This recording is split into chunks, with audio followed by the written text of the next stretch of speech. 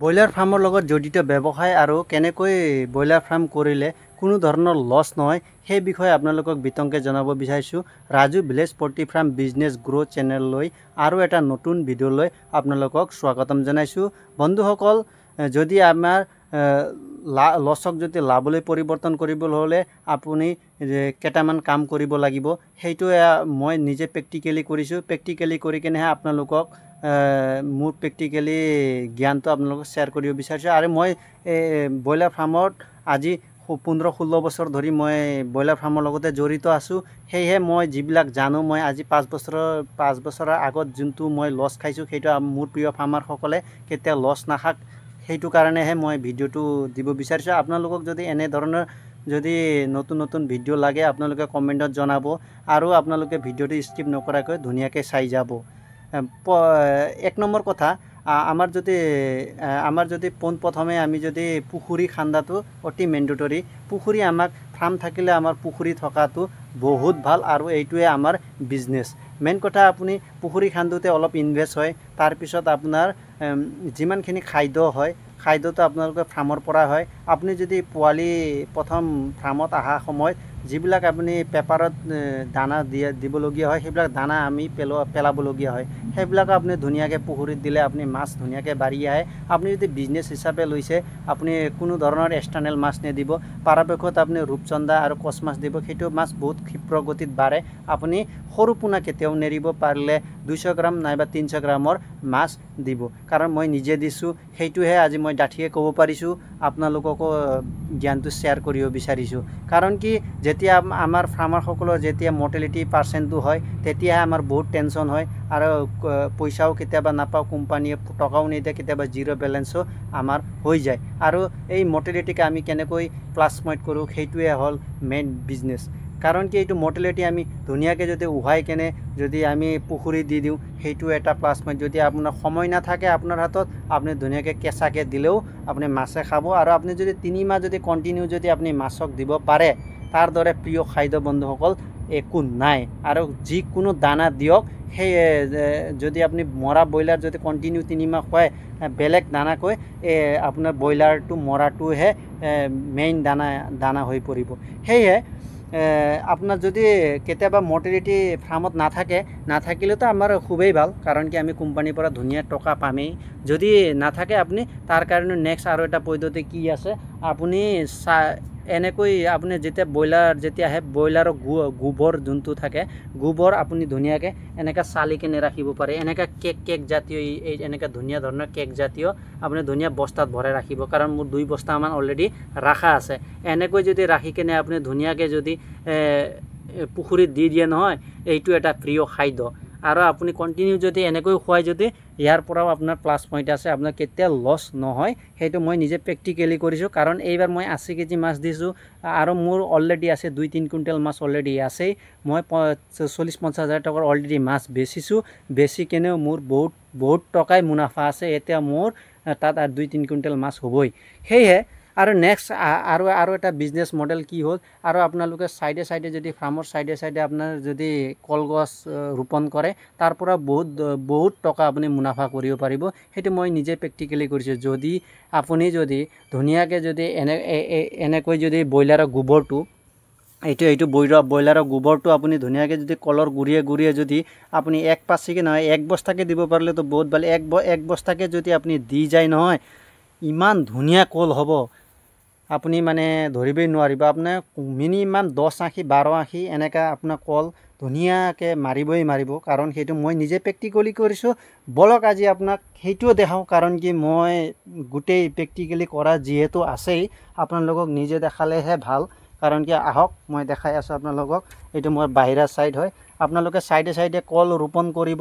ৰোপণ কৰিলে কি হয়, ফাৰ্মৰ কাৰণে ঠাণ্ডা কৰিও ৰাখে, আৰু লগতে কি কৰে, আৰু সেইবিলাক আপুনি কলগছৰ পাতবিলাক আপুনি ধুনীয়াকৈ মাছকো দিব পাৰিব।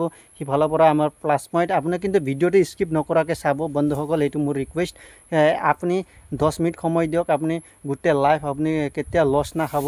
আৰু চাওক কলগছৰ চেহেৰা আপুনি কেনেকৈ গুৰিত দিব, এই ধৰণে দিব গুৰিত, এই ধৰণে দিব গুৰিত বন্ধুসকল, এই ধৰণে কলৰ গুৰিত দিব। এনেকৈ দিব ব্ৰইলাৰৰ যিবিলাক গোবৰকেইটা আৰু কলৰ চেহেৰা চাওক বন্ধুসকল মই চাফা কৰিব সময় পোৱা নাই কলৰ চেহেৰাবিলাক চাওক আৰু কল কেনেকুৱা হৈছে সেইটো চাওক আপোনালোকে আৰু লগতে আপোনালোকে এইয়া চাওক কলৰ চেহেৰা এইটো কমচে কম 10 আখি 12 আখিমান ধুনীয়াকৈ মাৰিব কলৰ চেহেৰা চাওক এতিয়ালৈকে কল মাৰা নাই আৰু মোৰ সপ্তাহত 1500 2000 টকাৰ ধুনীয়াকৈ 200 পুলি আছে 1500 2000 টকাকে ধুনীয়াকৈ লৈ গৈ আছে বেপাৰী 40 টকা আহিকে আৰু এনে ধৰণৰ আকৌ আপুনি পাৰিলে অমিতা গছ ৰোপণ কৰিব অমিতা গছৰ 15 টকা কেজিকে আপোনাৰ ঘৰৰ পৰা উঠাই লৈ যাব এইয়া চাওক মোৰ ধুনীয়া সাইডে চাওক এক সাইডৰ পৰা আমাৰ লাভ হৈছে কি আপোনাৰ চেহা পৰিছে আৰু এটা বতা বৰষুণৰ সময়তো বহুত সেফ সাইড কৰে এনেকৈ ধৰি আপুনি অমিতা সাইডে ৰুই দিয়ে এইটোও আপোনাৰ এটা ব্যৱসায় হৈ পৰিব লগতে আপুনি পৰাপক্ষত যদি আপুনি তামোল পুলি ৰোপণ কৰিছে আপুনি ব্ৰইলাৰৰ গোবৰটো দিবলৈ একেবাৰে নাপাহৰিব ইয়াত যেহেতু মোৰ কঠীয়া পাৰা আছিল অলৰেডি হেটো উঠালো এতিয়া মই ইয়াত মূলা খেতি কৰিম যেহেতু অলৰেডি মোৰ চাক ব্ৰইলাৰৰ গোবৰ দিয়া আছে অলৰেডি গোবৰ দিয়া আছে এতিয়া মই এই কেইদিন পিছত এই বৰষুণ দিয়াৰ কাৰণে মই দিব পাৰা নাই এই কেইদিন পিছত মই মূলাটো পেলাম এই কেইদিন পিছত পেলাম আৰু লগতে আপোনাৰ কি হ'ল চালে মালভোগ কলৰ চেহেৰাটো চালে আপুনি প্ৰেক্টিকেলি কৰি যাওক কাৰণ আমাৰ অসমৰ মানুহবিলাকে এতিয়াও ব্ৰইলাৰৰ গোবৰৰ মূল্যটো বুজা নাই কাৰণ কিয় বুজা নাই বন্ধুসকল সেইটোও আছে কাৰণ কি আমি এইটো ইউজ নকৰোঁ সেইটো কাৰণে বুজি নাপাওঁ যদি আপুনি প্ৰেক্টিকেলি ইউজ কৰে নহয় আপুনি ইয়াৰ মূল্যটো বুজি পাব চাক মোৰ 1 বছৰৰ তামোল পুলি চাক 1 বছৰৰ তামোল পুলিত যদি গোবৰ ব্ৰইলাৰ গোবৰ দিয়া কি ধুনীয়া হৈ পৰিছে চাক ধুনীয়াকৈ চাক আৰু লগতে এয়া চাক আৰু মালভোগ কলটো চাক ইমান ধুনীয়া হৈ পৰিছে নহয় আপুনি পৰাপক্ষত এইটো এটা বিজনেছ পইণ্ট হিচাপে লৈ লৈছোঁ মই আৰু সাইডে চাক তামোল পুলি এয়া চাক তামোল পুলিৰ চেহেৰা এয়া চাক কেনেকৈ গুৰিটো কেনেকৈ হৈছে চাক ইমান ধুনীয়া হৈছে গুৰিটো চাক আৰু লগতে এইবিলাক মোৰ গোটেই তামোল পুলি যোৱা বছৰে লগাইছোঁ আৰু এয়া চাক কল কমচে কম এতিয়া 87 88টো মাৰিলে 2 4 6 আখি 87 মাৰিলে আৰু 2 আখিমান মাৰিব 10 আখিমান এটা কলে যদি আপোনাক 400 টকাকে দিলেও নহয় 200 পুলি ৰুৱে 12000 টকা আপুনি ঘৰত বহিয়ে পাই আছে এইখিনি টকা আপুনি কতো নাপাব আপুনি কোনো এটা প্ৰাইভেট সেক্টৰ সোমালেহে পাব কিন্তু বহুত হেৰাসমেন্ট পোৱা যায় সেইবিলাক ক'ব নাযাওঁ মই যেহেতু মোৰ প্ৰিয় ফাৰ্মাৰসকলক সদায় প্লাছ পইণ্ট থকাটো এইটো ভাল আৰু লগতে মোৰ ছাগলী কেইটামানো মই ৰাখিছোঁ কাৰণ কি মোৰ যেহেতু ব্ৰইলাৰৰ গোবৰ দিয়াৰ কাৰণে মোৰ ধুনীয়া ঘাঁহ হৈছে ঘাঁহ হোৱাৰ কাৰণে মই ছাগলীৰ পৰা আপুনি 2 টকা ইনকাম কৰিব পাৰিব সেইটো এটা প্লাছ পইণ্ট আপোনাৰ তামোল পুলি চেহেৰা চালে মানে আপুনি গম পাব যে মই এক্সটাৰ্নেল একো সাৰ ইউজে নকৰোঁ এয়া চাক আৰু কলটো আপোনাক দেখালোৱে আৰু এটা দেখাইছোঁ এয়া চাক এইটো 88 অলৰেডি হৈ গৈছে এটা কাটিবলগীয়া অলৰেডি হৈ গ'ল মোৰ কল আপোনাৰ ইয়াত আছে আপোনাৰ পুখুৰীটো যেহেতু মোৰ 3000 কেপাচিটি হয়তো আপোনাৰ পুখুৰী অলৰেডি মোৰ আছে পুখুৰী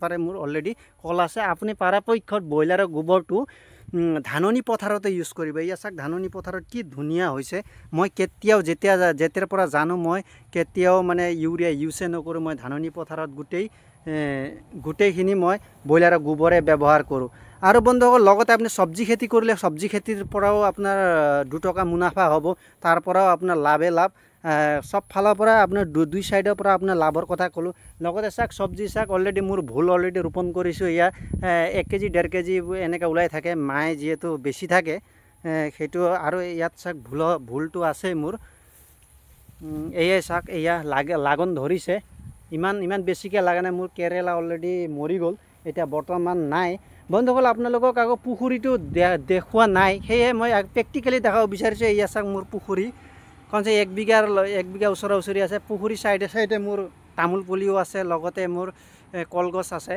এয়া চাক ধুনীয়াকৈ মই সদায় নিজে প্ৰেক্টিকেলি কৰোঁ তেতিয়াহে মই মোৰ প্ৰিয় ফাৰ্মাৰসকলক মই শ্বেয়াৰ কৰিব বিচাৰিছোঁ শ্বেয়াৰ কৰোঁ এয়া চাক ধুনীয়াকৈ সেয়ে কৈ মোৰ ভিডিঅ'টো সামৰিছোঁ বন্ধুসকল পৰাপক্ষত আপোনালোকৰ যদি লাভদায়ক হয় বুলি ভাবে ভিডিঅ'টো তেতিয়া লাইক শ্বেয়াৰ সাবস্ক্ৰাইব কৰিব যদি আপোনালোকক নহয় যদি লছ হোৱাৰ দৰে পায় আপোনালোকে ডিসলাইক কৰিলেও মই কেতিয়াও বেয়া নাপাওঁ এইখিনিয়ে কৈ মই প্ৰিয় ফাৰ্মাৰসকল মই ভিডিঅ'টো সামৰিব বিচাৰিছোঁ ব্ৰইলাৰৰ গোবৰটো আপুনি যদি আমাৰ অসমত ইয়াৰ চাহিদাটো বহুত কম আৰু আমাৰ শ্বিলং মেঘালয়তহে ইয়াৰ মূল্যটো বহুত বেছি সেয়ে মই প্ৰিয় ফাৰ্মাৰসকল আপোনালোকেও ব্যৱহাৰ কৰিব ব্যৱহাৰ কৰিব আৰু লগতে আমাৰ সকলোৱে ব্যৱহাৰ কৰিলে আমাৰ বহুত ভাল আৰু বহুত প্লাছ পইণ্ট হৈ পৰিব। এইখিনিয়ে কৈ মোৰ ভিডিঅ'টো সামৰিছোঁ। পাৰিলে শ্বেয়াৰ লাইক ছাবস্ক্ৰাইব কৰিব। জয় হিন্দ, জয় আই অসম।